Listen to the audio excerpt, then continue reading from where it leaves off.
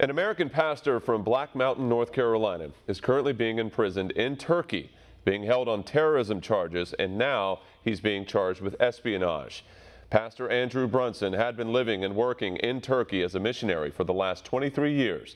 Earlier, I spoke with Brunson's attorney, Sekulow, who is the chief counsel for the American Center for Law and Justice and who is also one of President Trump's private lawyers. Here's what he had to say.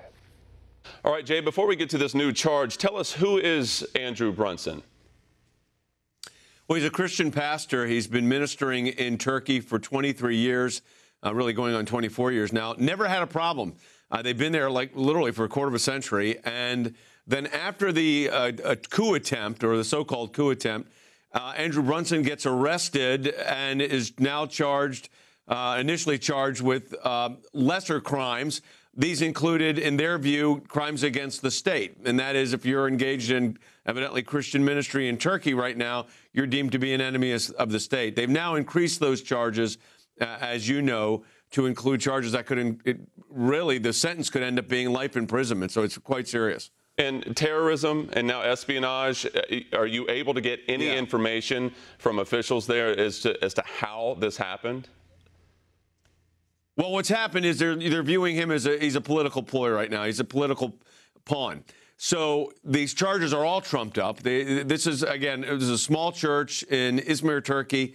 Been ministering, as I said, for almost 24 years. Never had an issue. Never had an incident.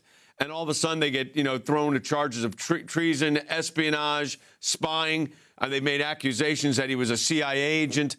This is all nonsense, but the Turkish authorities are using it to try to wedge, if you will, something else. We're still trying to figure out what that something else is. But, Turkey's a NATO ally. They're partners with the United States, and the president has demanded his release, as has the vice president, as has Secretary Tillerson. But now with these charges being increased and looking at literally a life imprisonment potential sentence here, this has taken on a whole new urgency. Plus the fact that, and my analysis of it, and we've done a lot of these cases over the years, is the direction Turkey's going is problematic at the outset. So we're very concerned about that as well. Have you been able to speak with Andrew? How's he doing? Do you have any idea?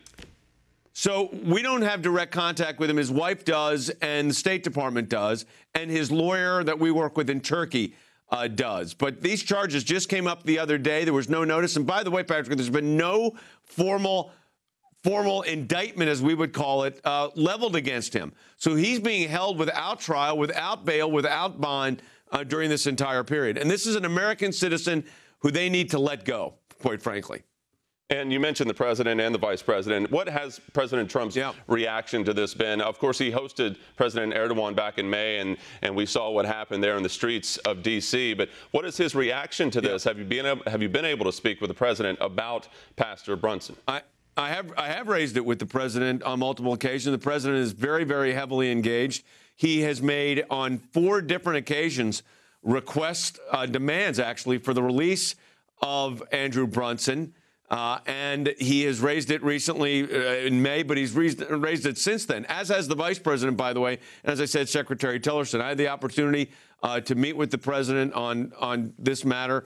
We discussed it on multiple occasions. Now, he's very concerned. Obviously, it's an American citizen that's been in jail since the Obama administration was in power. So he's working. They're working very hard, but it really is going to require Turkey letting this American go. If they want to have any credibility in the United States as a NATO power, they need to be letting this American citizen go without any question.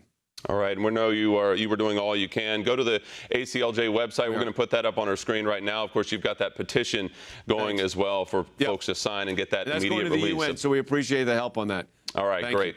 Jay Sekulow with the ACLJ, thank you so much.